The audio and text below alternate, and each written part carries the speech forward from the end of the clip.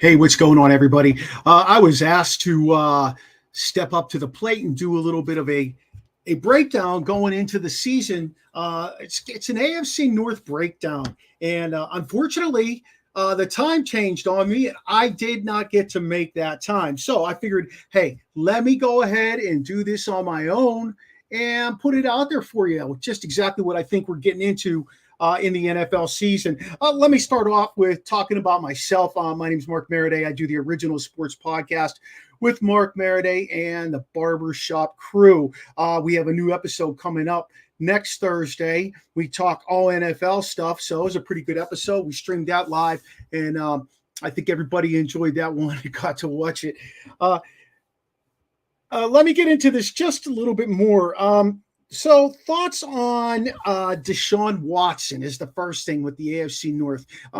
Personally, I'm not sure what Deshaun Watson is going to actually accomplish. You know, we're looking at this guy being out of football for about a year and a half or so. He came back, and he basically was a shell of the guy he was down in Houston. But we also had a deep conversation on the last OSP about how Deshaun Watson essentially had some really good pieces around him. He had some good defensive players. He had Andre Johnson. He had D-Hop with him there. He had decent running backs and Arian Foster. So, I mean, he had some good people around him. I'm not sure if he's going to bounce back like they think he's going to, but he does have some nice pieces around him. He has a hell of a line in Cleveland, and if he's going to bounce back, it's going to have to be this year, because if he doesn't make it this year, I'm not sure if he'll make it in the coming years, because those other quarterbacks in that division are ripe to take another leap, especially Joe Burrow. We all know what Lamar Jackson can do, and who knows with Kenny Pickett. Next question, the Bengals roster, is it ready for a Super Bowl run? I don't know if it's ready for a Super Bowl run. First things first, they've got to get Joe Burrow healthy. If they're rushing Joe Burrow back to play week one, I'm not so sure that is the way to go. It's a long season, and from that perspective, if you're playing a long season, there's no use playing the first couple games. It's a marathon. I always talk about that being a marathon. It's not a sprint. So Burrow needs to be careful. He doesn't want to find himself rushing back just to win early season games and then have a nagging injury that will be around till the end of the season. That's the last thing the Bengals need. I actually like Joe Burrow, even as a Steeler fan. I think he's a quintessential quarterback. He's a natural at his position. He can scramble when needed to. He throws a good ball, and he's got, let's face it, he's got Jamar Chase with him. So from that perspective, he does have the right guy around him to go to.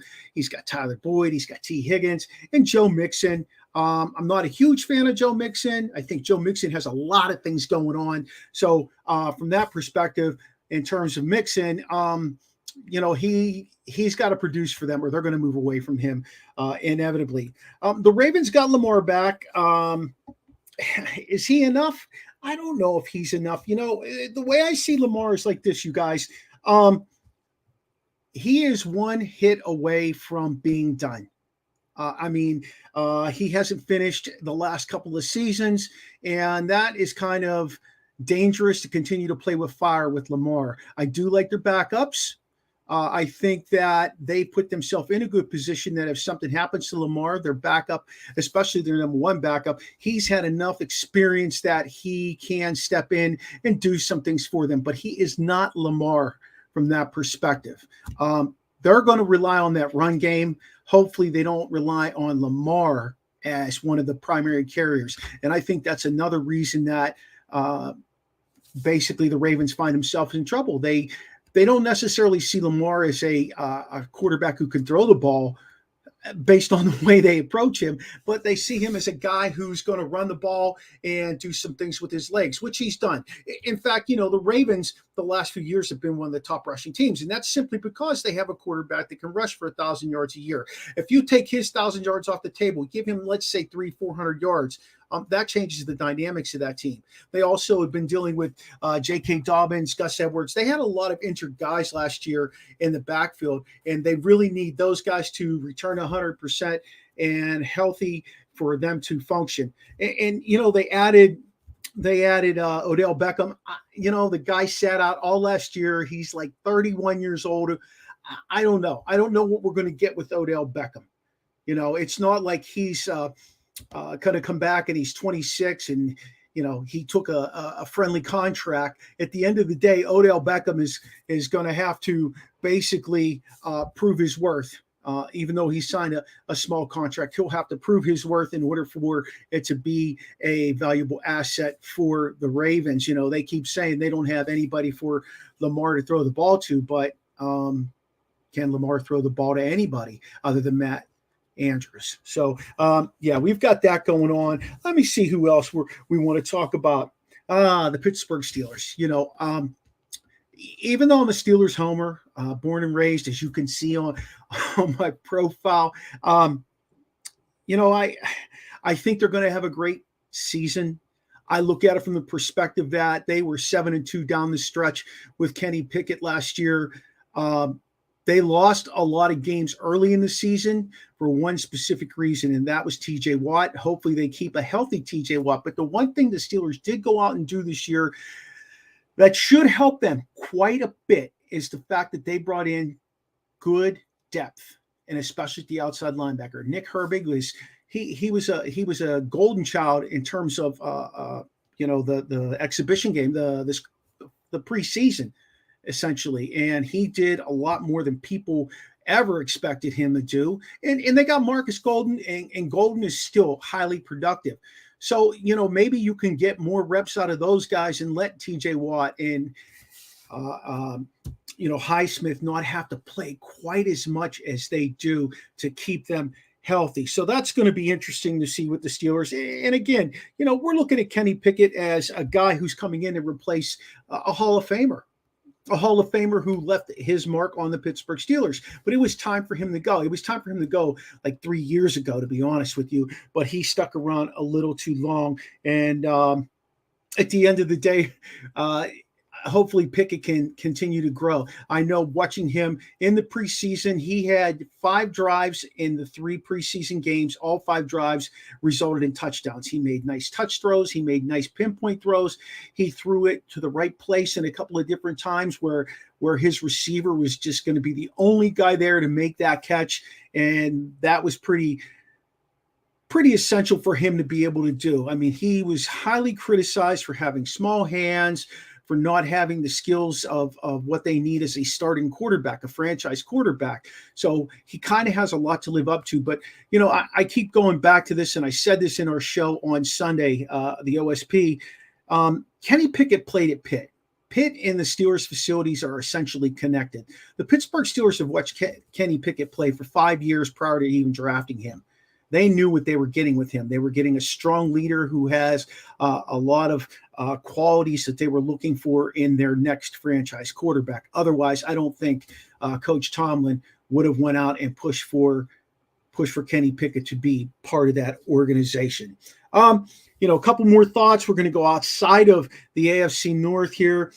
Justin Herbert, take the next level with Kellen Moore calling the plays. Well, Justin Herbert needs to stay healthy.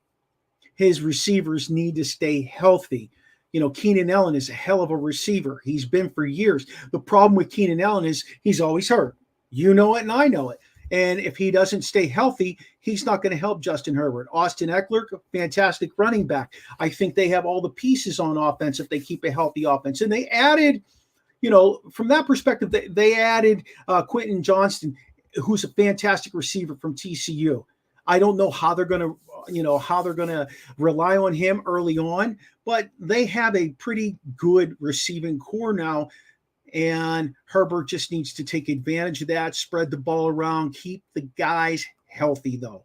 Okay, defensively, we were talking about this also. They got Bosa at one end, Khalil Mack at the other end. That's a hell of a duo, you guys. I don't know if they have depth behind either of them. Khalil Mack and Bosa, they need some depth there. But from that perspective, they'll be okay. And my favorite safety in the NFL outside of Minka Fitzpatrick is Derwin James. The guy comes to play each and every week, and he's a difference maker in that secondary. And he was injured quite a bit last year. So I'm curious to see how the Chargers march forward going into this season. The Chiefs have already started out. In case you didn't know, Travis Kelce got nicked up with his knee. Fortunately, it was not an ACL tear or anything like that. He will miss the first game. My premonition tells me that he's going to miss more than one game. They're going to tell us it's week to week. We'll find out. But, if they lose him for a couple weeks early in the season, I'm not sure it's going to make that much of a difference. If they were losing him down the stretch or something like that into the playoffs, that's when it makes a big difference because he's a big-time player for Mahomes. And, Mahomes, by the way, he rarely misses a game. The guy plays hurt. If you've never seen the Netflix special they did on Mahomes, Mariota, and Kirk Cousins, I highly recommend it. You see a side of Mahomes that will make you believe that he is everything they make him out to be in the media. He's just a hardworking kid. He goes through it, whether he's healthy or not. He goes to his trainer on days he's not at the facility. He watches a lot of film. He studies everything he does, and he's a special talent. So we're really lucky to get to watch him play. So I do look for the Chiefs to go ahead and be successful again this year. I don't know if they'll be successful like they were last year winning the Super Bowl, but I do look for them to be highly productive and successful. The Broncos under Sean Payton. I just read today where Sean Payton turned to Russell Wilson and said, hey, this isn't the Russ Wilson show. And that, to me, opened my eyes and saying, no wonder the guy sucked last year. Okay, he is going to be 34 if he's not 34 years old already. And they paid a hell of a lot to Seattle to bring him in. And right now, he does not look like a guy who is going to lead the Broncos to the promised land. And quite honestly, that's why they brought him in. They wanted him to take them to the next step. They've been floundering with quarterbacks for years.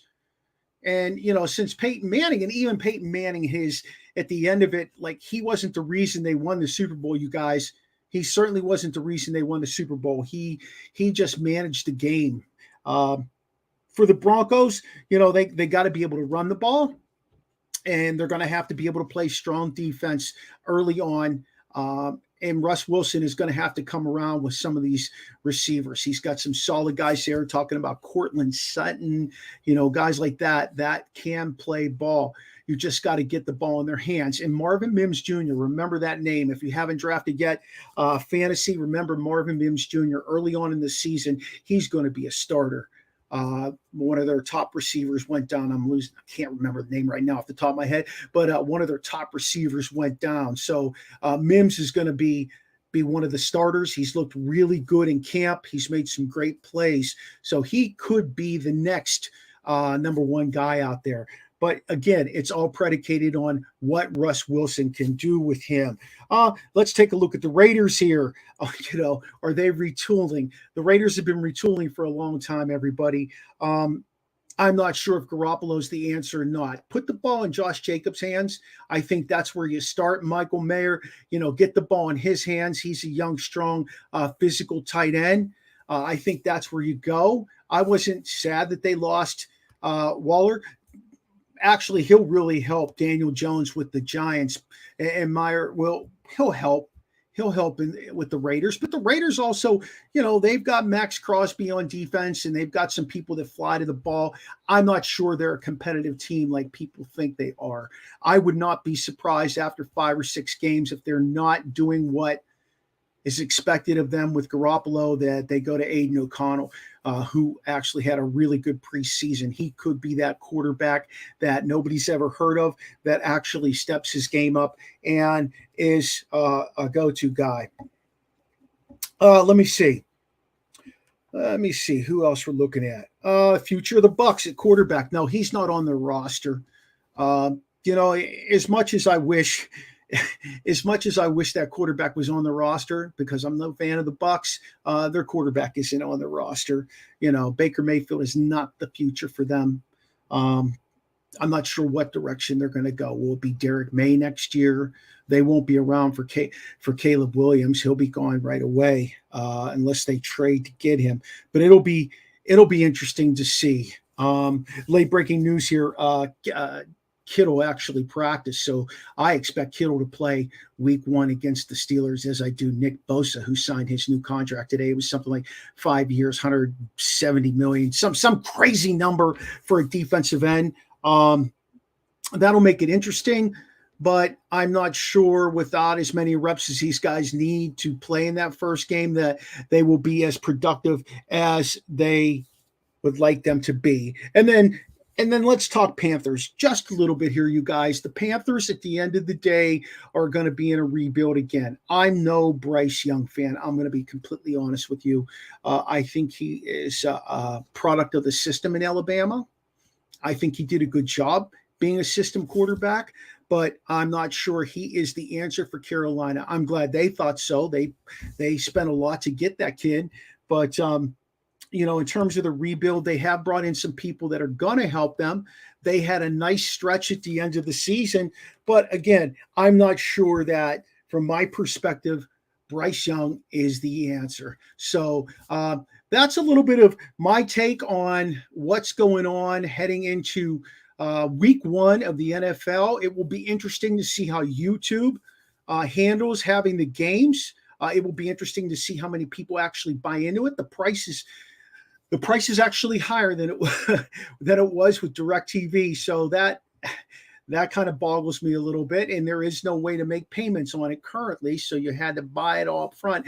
And I see YouTube is actually putting out some ways to get discounts off of them now. Unfortunately, I was one of those people who jumped on it early and was ready to do it. So, hey, thanks for listening. I look forward to talking to you again. Don't forget to hit me up. I'm on all social media networks. You can find me on YouTube, all my episodes with my guys and by myself. And have a great first week of the NFL season, everybody.